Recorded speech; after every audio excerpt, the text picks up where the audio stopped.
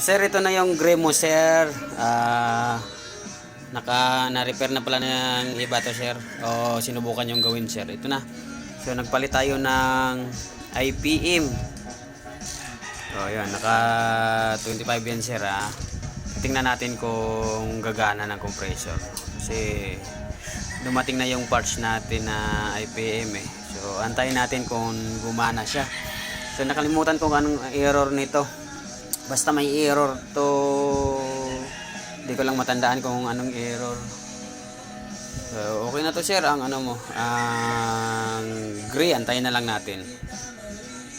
So, yun na, sir, gumagana na yung pan motor mo.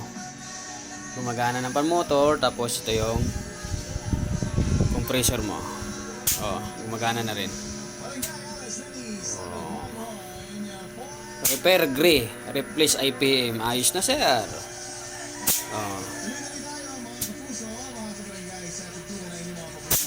IPM, nag-replace tayo ng IPM. So, ito yung problema.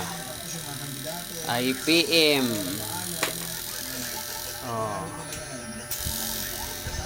So, okay na to, sir. Ayos.